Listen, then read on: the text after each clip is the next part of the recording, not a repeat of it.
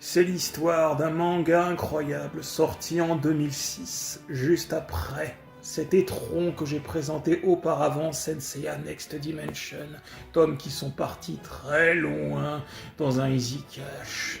Salutations à tous et toutes, c'est Angelo Rain pour une vidéo 2.0 analyse manga sur l'œuvre Senseiya, les Chevaliers du Zodiaque, aussi appelé au Japon Seiya. Et aujourd'hui, on se retrouve pour une vidéo rétrospective de l'œuvre que j'affectionne particulièrement puisqu'il s'agit de la série de manga The Lost Canvas, créée par l'idée incroyable de Shiori Teshigori en accord avec Masami Kurumada, à qui l'on doit Next Dimension. J'adore Next Dimension.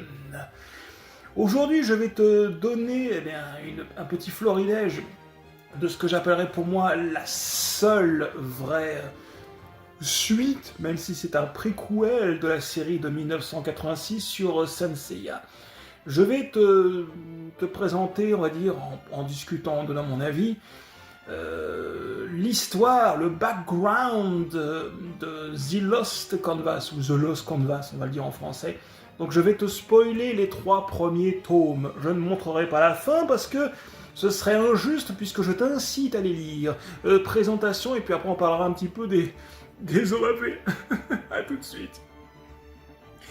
Et j'espère que ça passera dans la vidéo puisque je vous ai mis les OST de Senseiya The Lost Canvas.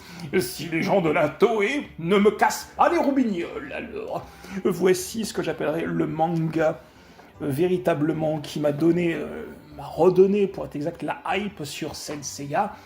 Donc je ne pouvais pas rester sur une vidéo défaitiste de cette bouse intersidérale qu'est Next Dimension.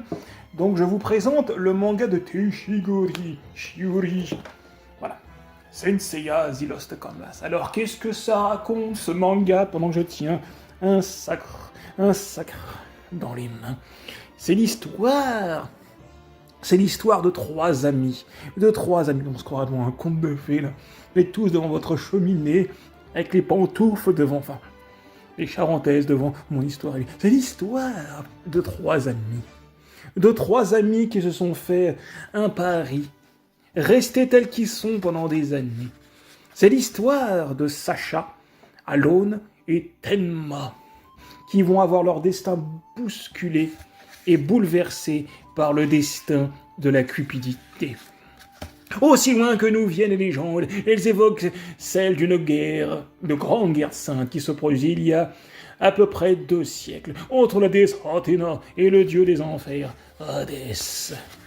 Je vous présente The Lost Canvas, vous avez bien mémoire comme ça, si je ne le présente pas bien correctement. Donc le dessin est particulier, ce n'est pas du Kurumada, comme dit... Ah merde! Car oui, vous allez rien voir, c'est l'histoire de 3 amis qui se sont produits. Une histoire incroyable, genre pas mon sérieux. 3 amis qui partent en Italie, pour certains, et décident de s'aventurer dans les contrées pour protéger la justice, on va dire ça. 3 amis qui se sont fait une promesse. Tenma, qui deviendra le chevalier de Pégase. Saito Pegasus. Tenma, ainsi que Alone, qui deviendra quelqu'un d'autre. C'est l'histoire de 3 personnes qui se sont fait une promesse. Voilà. Œuvrer pour la paix.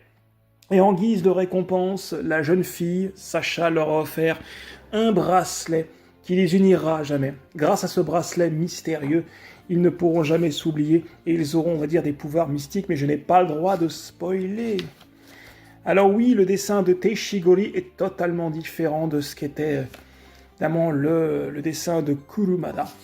Mais je tenais vraiment à le préciser pendant qu'on découvre le chevalier Tenma de Pégase. Puisque oui, l'histoire va nous raconter donc ces 3 amis qui partent en voyage. Le chevalier de Tenma qui est, on va dire, le chevalier Tenma qui est l'enfant donc qui s'est juré de toujours protéger ses amis Alone et Sacha, va s'entraîner pour vouloir devenir un jour un chevalier. Quant à ses autres amis, Sacha et Alone, j'évite de trop spoiler parce que sinon je vais vous spoiler une bonne partie, c'est difficile. Eh bien, la jeune fille, elle, va être emmenée, non pas de force, cette fois-ci, elle va y aller de son plein gré, même si elle a beaucoup de tristesse d'abandonner ses amis, au sanctuaire par un chevalier dont je n'ai pas le droit de donner son identité, puisqu'elle apprendra qu'elle est la réincarnation de la déesse Athéna de cette époque. Quant à Alone, que l'on peut voir justement, voilà, Alone, eh bien lui, qui est un peintre, qui est destiné à œuvrer pour la paix, faire des peintures, deviendra plus tard le véritable Hadès de cette époque. Voilà. Et le pitch de base peut être basique, mais vous allez voir qu'il y a quand même certaines choses qui ont fait que ce manga m'a vraiment donné une hype du tonnerre. Là, on peut voir justement le personnage de Alone, on va dire un jeune ado frêle, innocent, prêt pour s'aventurer dans des contrées. Tout ce qu'il veut, c'est œuvrer pour la paix, et voilà, il va être amené à être emmené par la déesse, Dame Pandore, qui lui invitera à venir dans son château pour lui faire trouver la couleur rouge qu'il convoitait tant. Un rouge mystérieux, un rouge que je n'ai pas le droit de spoiler, le voilà le rouge, d'ailleurs au passage, c'est un rouge qu'il recherche pendant qu'on voit le personnage de Tenma. Alors pourquoi est-ce que j'aime ce manga ? Parce que ça raconte quelque chose, bordel de merde, parce que c'est violent, parce que c'est warrior, et il y en a qui vont dire, encore une fois, oui, c'est des fangirls, c'est dessiné, c'est un manga de fangirls. Mais franchement, mais vous êtes fous. Santiago, ça, c'est un manga pour filles. Honnêtement, je n'ai jamais vu autant de violence, de bravoure, de chevalerie, de sacrifice que dans ce manga. Donc voilà, pendant qu'on présente, on va dire, d'autres personnages qui font leur apparition, donc là, on a directement eh bien, un des fameux jumeaux. Alors, évidemment, pendant que je tourne les pages, je ne vais pas vous spoiler toute l'histoire, mais plus ou moins, ils seront amenés à combattre. Alors, à contre-cœur, puisque, en fait, Alone est la réincarnation d'Hadès. Bon, c'est pas un spoil, hein, on le dit directement dans le premier tome, hein, que voilà. Et Sacha, donc, qui est la réincarnation d'Athéna. Donc, le hasard fait que les deux divinités qui doivent se faire la guerre pour cette époque sont amies en commun. Et le truc incroyable, c'est que on va repartir encore une fois dans ce manga sur la guerre entre Athéna et Hades. Et bah voilà, justement, on peut découvrir le fameux jardin dont on recherche la fameuse couleur rouge, tant convoitée qu'il veut pour faire les tableaux qu'il désire tant. Voilà. Et ce manga va nous faire revivre, on va dire, une époque, donc en 1800, puisque ça se passe en 1800, donc ça se passe évidemment avant la série d'origine, pendant qu'on découvre Pandore. Et le truc qui m'a véritablement séduit par rapport à Le baiser de la mort, à ce manga, c'est déjà, on dit que c'est un shonen, enfin, puisque ça sera adapté en animé plus tard. Mais pour moi, j'ai envie de dire, ça ressemble plus à du seinen à certains égards, quoi. C'est violent, les combats sont... Il y a des giclées de sang, hein, et je pense que il y a une grande partie de ça qui ont fait que ça n'a peut-être pas plu aux... certains fans qui voyaient ça d'un côté plus, gentillet. On n'est pas du tout dans Next Dimension, là, on part vraiment sur quelque chose de beaucoup plus mature, quoi. C'est beaucoup plus violent que ce que pouvait nous proposer Kurumada. Et on va dire que chaque chevalier va être représenté d'une manière beaucoup plus approfondie en termes de background. Et là, c'est pour ça que je dis que Teishigori a vraiment compris son manga, c'est qu'elle va vraiment s'intéresser davantage aux origin story de ces personnages. D'ailleurs, ce n'est pas un secret, donc... Je n'ai jamais aimé le chevalier Seiya de Pégase, j'ai jamais vraiment aimé, je le trouvais arrogant, prétentieux, toujours à scander « Athéna, Athéna, Athéna !» Surtout dans le film Tenkei-en, il passe quasiment tout son temps sur le sol à implorer sa déesse, pendant qu'on découvre les chevaliers de cette époque. Là, on a Toko. Voilà. Et ce que je trouve vraiment couillon par rapport à ce qu'on avait à l'époque, c'est qu'on n'avait pas vraiment... On n'apprenait pas vraiment l'histoire des Chevaliers d'Or, quoi. C'est ça qui est con, quoi. Et là, en l'occurrence, grâce à ce manga, on peut enfin découvrir véritablement les origin story. Et là, en plus, ce que la mangaka, c'est qu'elle va davantage s'intéresser à certains personnages que Kurumada a négligés par son absence d'histoire. Je pense principalement aux Chevaliers du Cancer et aux Chevaliers du Poisson, donc j'allais dire Destool, mon dieu, quelle horreur. Manigoldo et Alba Fika des Poissons. Il va les sublimer par son manga. Et chaque Chevalier d'Or aura vraiment une trame principale. De toute façon, ils sont tous charismatiques. Hein. Voilà, on a le bélier, hein, donc Sion, on a Rasgado, on a Deutéros des Gémeaux, donc Manigoldo, on a le lion, on a Smita de la Vierge, voilà, donc El Chido, Dégel, j'allais dire Dégueule, et Alba Fika. Même le grand pop a une histoire vraiment particulièrement sombre. Et ce que j'aime vraiment dans ce manga, c'est que, au-delà du fait que le dessin paraît, on va dire, très gentillet, ça cache vraiment une ambiance sombre. Et on va retrouver donc la guerre entre les Gold Saints et les guerriers d'Hadès. Ça va inclure évidemment énormément de sacrifices. Donc là, on part vraiment sur le retour de base de l'histoire. Et il va même jusqu'à sublimer certains personnages que l'on ne pensait pas. Par exemple, Jabu la licorne, on a un Yato qui, lui, par contre, envoie du très lourd. On a l'entraînement, justement, de Tenma par Doko. On connaîtra sous le nom du vieux maître. Je vais essayer de pas trop spoiler, hein, parce que là c'est compliqué, parce que j'aimerais vous en raconter davantage. Voilà, c'est compliqué, parce que je le connais bien, ce manga, et ce serait vous gâcher le plaisir que de trop raconter l'histoire, mais vraiment, déjà, même la déesse Athéna, quoi, Sacha, quoi. On n'est plus sur Saori Kido, la pleurnicheuse, qui est toujours là. Là, c'est vraiment la guerrière dans toute sa splendeur. Elle est là, elle se sacrifierait pour ses chevaliers. Alors, il y a un passage que... Bah non, je peux pas le dire. Bah non, je peux pas le dire. Dans la salle du pop avec un chevalier qui passe du camp ami à ennemi. Elle va... Bref. J'ai bien aimé ce passage. Pendant qu'on découvre les Chevaliers d'Or de cette époque. Bon, là par contre, là où je suis un peu déçu, je vais pas vous mentir, c'est que j'aurais aimé que le design des Gold Saints de cette époque soit différent de ceux qu'on a connus de l'anime, quoi. Là, on pourra quand même dire que Next Dimension a essayé de mettre des faciès, des personnalités différentes à leurs chevaliers, mais là, pour le coup, c'est vraiment des copier-coller en termes de gueule de ceux qu'on a connus.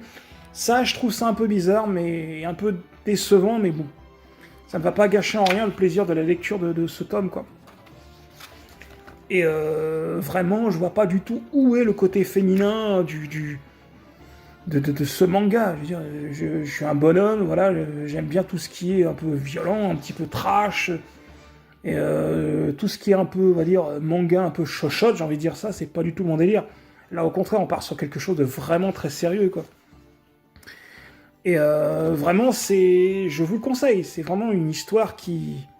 Bah, c'est une histoire quand même qui est quand même assez prenante. Et là, au moins, l'avantage, c'est que ça ne part pas dans tous les sens. Le pitch de base, c'est quand même la guerre sainte entre les chevaliers d'Athéna et les spectres d'Hadès. Le fil rouge, quand même, parce que je peux quand même le spoiler, c'est que le manga s'appelle The Lost Canvas. Alors pourquoi The Lost Canvas, pendant qu'on découvre les premiers spectres? Eh bien donc, Hadès, enfin, Alone, qui ne veut pas être totalement corrompu par l'esprit d'Hadès, va être amené à peindre une toile qui sèmera la destruction sur le sanctuaire. Et lorsqu'il arrivera à la finir, eh bien, ça en sera fini pour les guerriers d'Athéna. Sans trop spoiler, évidemment. Et ce fameux tableau, avec le fameux rouge, crée la mort autour de lui. Donc dès que Alone, plutôt Hadès, peint ce tableau, eh bien, un personnage meurt, plus ou moins. J'ai déjà trop spoilé, c'est chiant, quoi. Et de ce fait, il a surnommé ce tableau The Lost Canvas. Voilà. Donc vraiment... Je peux pas trop montrer les autres tomes, donc je vais peut-être vous montrer le deuxième, et puis après, voilà, quoi. Parce que là, autant Next Dimension, je vous ai tout montré, mais j'avais aucun scrupule, mais autant là, de toute façon, les Next Dimension, ils sont tous partis dans un Easy Cash, je n'ai aucun regret. Bon, donc on découvre le Sion de cette époque, voilà, qui lui a la tête vraiment du Sion, du chapitre Hades, de la série d'animé. Et voilà. Naissance du nouveau chevalier de Pégase, Tenma. Ah, j'ai envie de vous montrer le tome 2. Je vous montre une partie du tome 2, mais vraiment, voilà quoi. Donc oui, je vous le conseille, c'est vraiment... en plus, comme je vous dis, chaque chevalier est travaillé. Là, on peut découvrir, on peut voir justement le grand pop. J'allais dire son blaze, mais je peux pas, voilà, donc je peux pas le dire. Le fameux tableau donc, que doit peindre justement, c'est Hadès. Il n'a pas encore les cheveux noirs, il n'est pas encore corrompu. Mais dès qu'il peint quelque chose, évidemment, c'est amené à mourir. Donc voilà, la mort et délivrance. Et franchement, le dessin, moi je le trouve pas vraiment pas dégueulasse. Ça essaie quelque chose. Hein. Dites-vous bien que c'est plus ou moins le même dessin que Sentiacho, quoi. Je veux dire, voilà, c'est... tout ce qu'il y a de plus banal. Attention, j'ai pas été payé par Teshigori pour promouvoir son manga. Non, non, je parle avec le cœur. Moi, je vous le dis, personnellement, ce manga est vraiment très prenant, quoi. Donc, on découvre Hypnose. Et vraiment... Bah voilà, c'est... Pour faire le point, donc on a eu 25 tomes. Bon, allez, je vous montre pas la suite, parce que là, sinon... Hein, on a eu droit à 25 tomes. Et des Chronicles, d'ailleurs je vais vous montrer après les Chronicles, voilà. Je vous ai montré le premier tome. Et surtout, quelque chose que j'aime par-dessus tout, c'est qu'on va bien, parce que moi qui l'ai fini, on inclut bien que la fin de ce manga se passe vraiment au même moment que le tout premier tome du manga d'origine de Kurumada, quoi. Donc là, c'est vraiment l'épisode 0 parfait, quoi. Donc vraiment, voilà. Je vous le conseille. Allez, je vous montre les dernières pages. La guerre est déclarée. Voilà. Allez. Donc je voulais vous en montrer d'autres, mais là, hors de question, je ne vous montre pas la suite. Ce serait vraiment vous niquer le plaisir de découvrir. Donc voilà, The Lost Canvas. Pendant que, au passage, comme quoi Teshigori est une magicienne.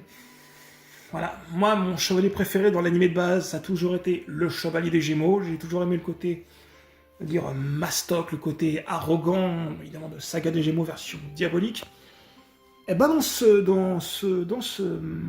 cette adaptation, dans The Lost Canvas, mon chevalier d'or préféré, c'est lui. Voilà, c'est le fameux... je dis son nom, je le dis pas. Ah oui, allez, c'est Albafika, c'est Albafika des poissons. Voilà, qui n'a rien à voir avec Cardinal de l'horrible Next Dimension. Voilà. Donc 25 tomes. Et on a le droit à la fin à des Chronicles. Bah justement, voilà, on a un Chronicles sur Albafika. On peut reconnaître, ils ont fait tous les 12 chevaliers d'or, et c'est toujours fait par la même dessinatrice, mais j'ai pas le droit d'en montrer davantage. J'en ai pas le droit d'en montrer davantage, donc une valeur sûre. Et moi je vous le dis, personnellement, The Lost Canvas, je le mets même au même niveau que la série d'origine, tellement que je le kiffe.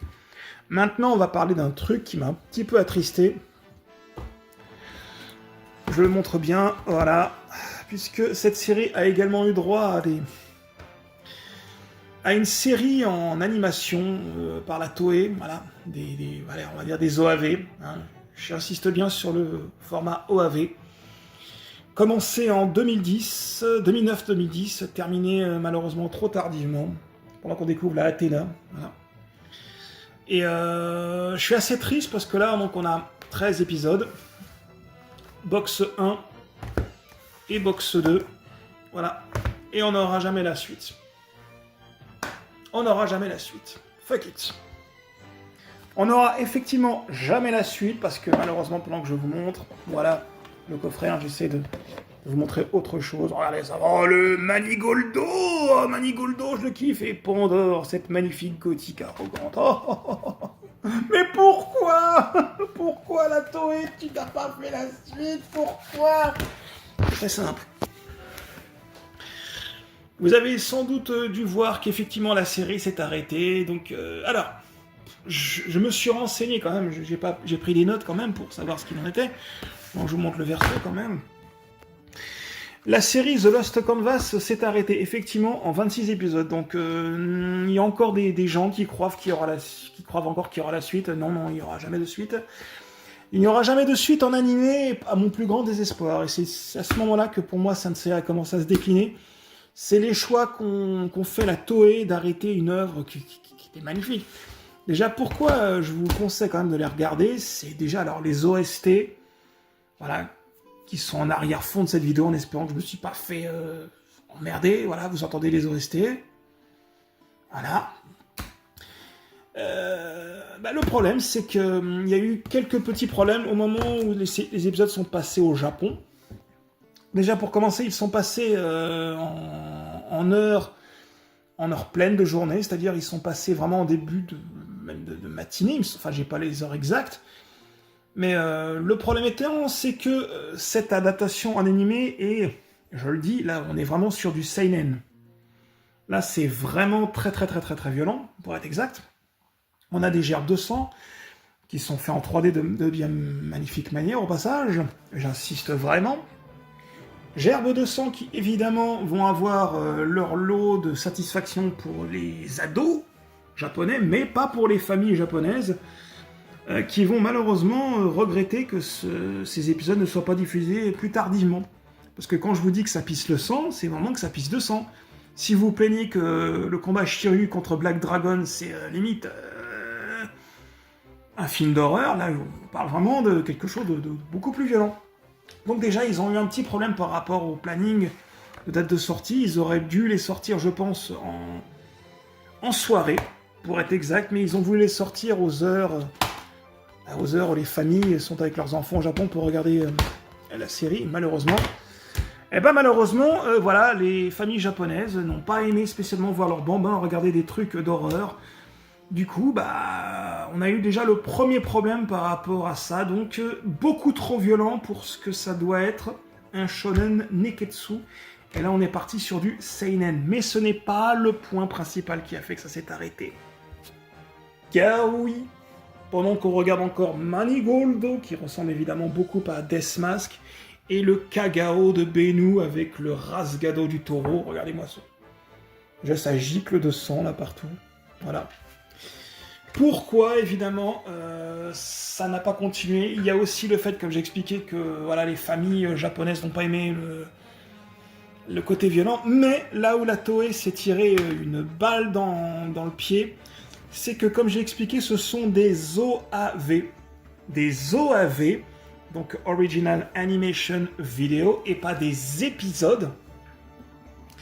Et le format OAV coûte cher, très cher, extrêmement cher. Je tiens encore à le préciser parce qu'il y en a qui ne le savent pas, mais les épisodes d'Hades que vous avez vus, avec Seiya, ou avec les Supplice, les Renegades, ce ne sont pas des épisodes, ce sont des OAV. Et un OAV, c'est beaucoup plus de travail de recherche, il y a beaucoup plus d'équipes, en plus ils mettent des effets 3D.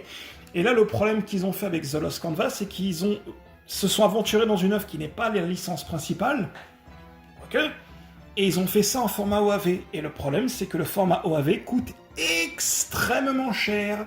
Et ça n'a pas rentabilisé le fait que, malheureusement, ça n'a pas forcément plu financièrement aux acquérants droits de la Toei de mettre autant de pognon pour une œuvre. Surtout que le manga n'était même pas encore fini au moment où ils avaient sorti les animés. Donc, ils partaient vers l'inconnu. Il n'y avait pas encore le tome 25.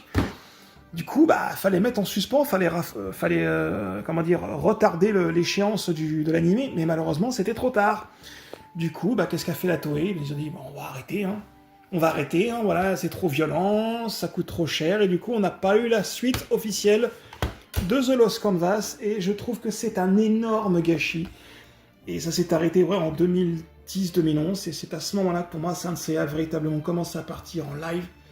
par les choix douteux de la Toei. Je peux quand même vous les conseiller, il y a 13 épisodes sur la première box, et 13 autres sur la deuxième, voilà. Et 26 épisodes au total, et malheureusement, on n'aura pas la fin. Vous pouvez considérer que c'est du tome 1 au tome... je me rappelle plus. En tout cas, ça se passe dans le château de... Bah, bon, j'ai pas le droit de spoiler. Toujours est-il que j'espère que cette vidéo vous a plu, donc je vous conseille véritablement de vous intéresser à ce manga, vraiment. L'apprenti de Kurumada a fait bien meilleur que lui, je pense. Voilà, pendant que je vous montre le tome 2. Ah bah voilà. Au sanctuaire. Ah, allez, je vous spoil. Oh merde. Ah, allez, je vous montre vite fait. Voilà, on a 3 chevaliers d'argent qui reviennent au sanctuaire, qui ont été malheureusement corrompus par l'esprit d'Hadès.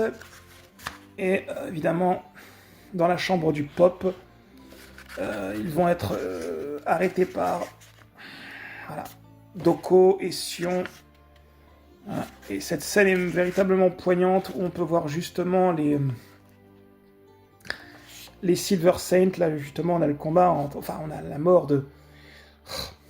On a la mort du chevalier de Cerbère, voilà, donc bah, je voulais pas vous le spoiler, bon bah voilà, je voulais spoiler.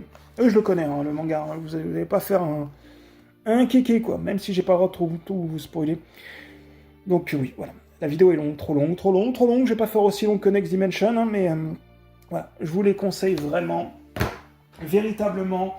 Vous pouvez les trouver à la Fnac, à Cultura, même en promotion, profitez-en, je vous le dis.